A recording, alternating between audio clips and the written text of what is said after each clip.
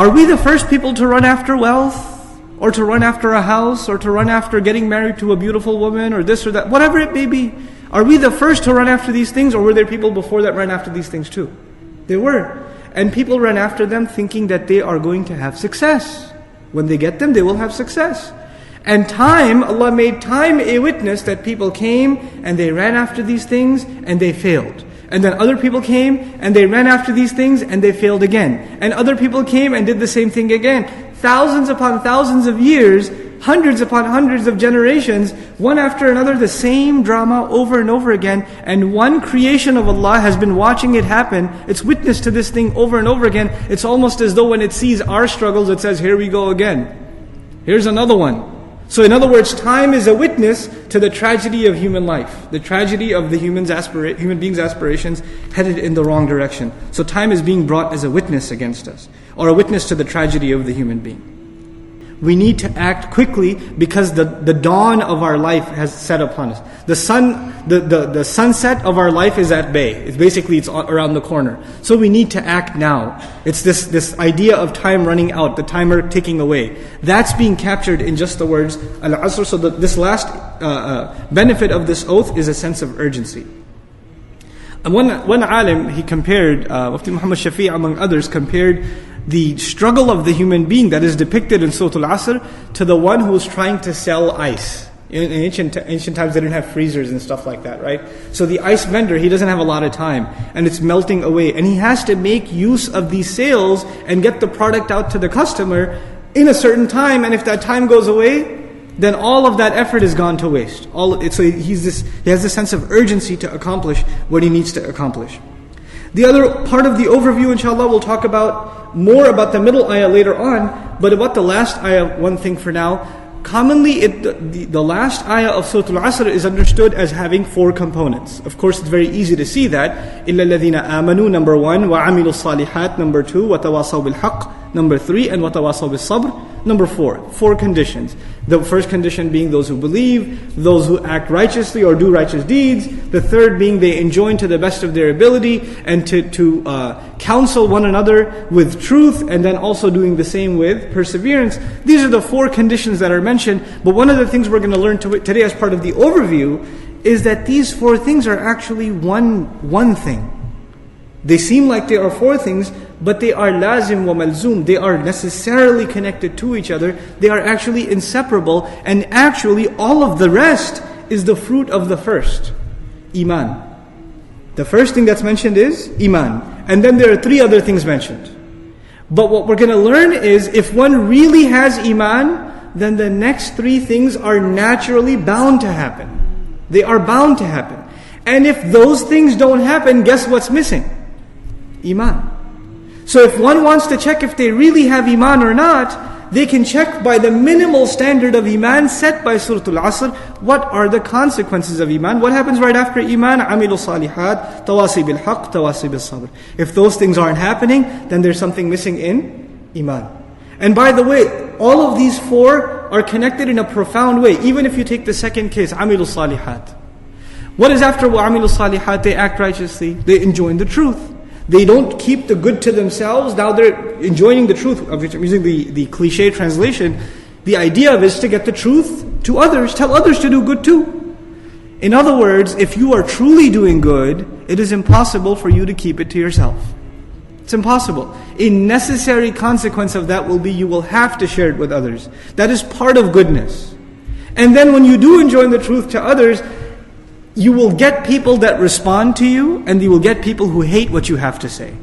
And when you get people who hate what you have to say, you will necessarily need to develop what? Sabr. You're going to have it. It's a necessary, these are all connected things. One leads to the other, to the other, to the other. And we'll explore more of that as we continue, inshallah ta'ala.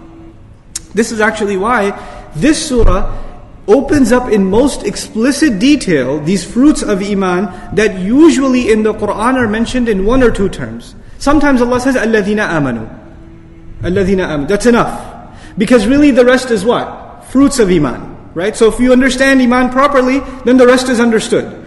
Sometimes He elaborates it a little more and says, الَّذِينَ آمَنُوا وَعَمِلُوا الصَّالِحَاتِ. He'll say 2 things.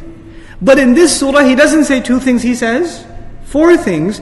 And if you notice, the last 2 things, tawasi bil haqq and tawasi bil sabr, are actually deeds in and of themselves. They are deeds. And so amilu salihat is a deed, amal. And tawasi bil haqq and tawasi bil sabr are also a'mal, amalain. They're both actions too. In other words, what we're learning here is Allah highlighted the 2 actions. This is what I mentioned last time also. Allah is highlighting the 2 actions that get overlooked by people when they think about good deeds. The actions that they don't tend to think about when they think about doing good deeds are the ones that are explicitly highlighted, so we understand this is the bare minimum of good deeds that you need to accomplish. That is tawasi bil haqq and tawasi bil sabr included in the discussion. Know that your life is basically on the verge of death. Know that you are on the verge, on the very edge of the end of your life. Just like the sun is about to run out and darkness is about to fall, this life of your world, your worldly life is about to run out, and the death of it is about to fall upon you. Think of it like that, and then you will develop that state of emergency. Anyhow, finally Ibn Kathir rahimahullah says, الزمان الذي يقع فيه حركات بني آدم من خير وشر. This is all time in which the activities of the human being, of the children of Adam have occurred, whether they be good activities or they be bad activities. And by saying good and bad, what he's actually telling us is that the human beings overall, what have they done more of, good or bad? They've done more bad, hence they are in khusr. Time has illustrated that they had opportunity to do both, but they ended up doing more bad than good, so human beings have ended up in loss. By understanding that implication of asr, what we're learning in وَالْعَصْرِ إِنَّ الْإِنسَانَ لَفِي خُسْرٍ is human beings are in loss, and the time to change the way they are supposed to do it is right now. This is the time to change immediately. That's one of the benefits of asr in that word. We are being asked to reflect on time that is dripping away from all of us. We can get lost in the technicalities and the grammatical analysis and the quotes of the mufassirun, but let's think about how this applies to us. You and I have 24 hours in a day. How many of them are gone in sleep? How many of them are gone in work? How many of them are put into efforts to build our savings, dunya savings, pay the bills, but how much of it is being prepared so we can pay our bills in the akhirah? How much of it is going so that we can actually be ready to stand before Allah Azza wa Jal for that audit? There's the audit in tax season, then there's the ultimate audit that's coming, in which we all have to stand for every single thing that we've done. If I say this all the time, one of the benefits of this surah and using the word asr, because it's part of a day, is Allah is making us imagine our entire life as though it is how many? One day. That it's one day. If you can transform how you spend one day, basically you have transformed your life. Because you know this already. Many of you work full-time or are students full-time, or do you take care of the home full-time? A lot of your days are exactly the same.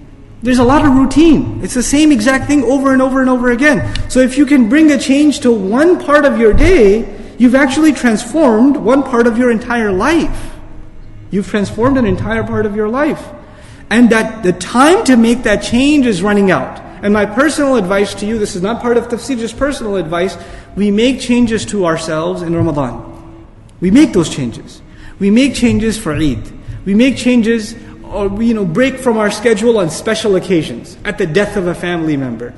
We make changes on these kinds of special occasions, at the birth of a child, etc., etc. But then we go back to the routine. We go back to our old ways.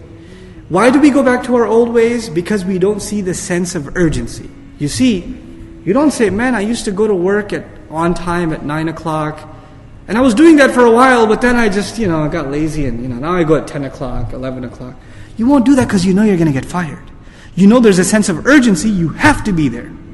And the fact that you have convinced yourself that there's an absolute sense of urgency, you have no choice but to be there on time every day, you have no choice in the matter, it automatically made your consistency easy for you. It didn't make it hard anymore. You just have to do it, you don't think twice about it. Somebody says to you, how do you do it, man? I just got to do it. I don't think about it, I just do it. That's it. Now if we really, really believed, like we believe we will lose our job when we don't show up on time, right? If we really, really believed that we are heading for loss, and there are certain behaviors that need to enter into our life, like the regularity of salah, for example, like the abandonment of vain activity, for example, if we were really convinced that not changing our behavior will lead us to loss, like the loss of a job, Right? Like, nobody's going to be late for their immigration appointment. They're going to be there 2 hours early. Right? They're going to prepare the night. They have Qiyam al-Layl the night before, because it's at 6 a.m., so they won't go to sleep. They'll be there early, because they are convinced this has to do with, if they don't do this, they will be in loss. If we are truly convinced this will lead to loss, then changing one day, rather changing your whole life, becomes very easy. But when does it become easy? When there is belief. Which is why when Allah talked about khusr, what's the first exception He mentioned? Those who what? They believe.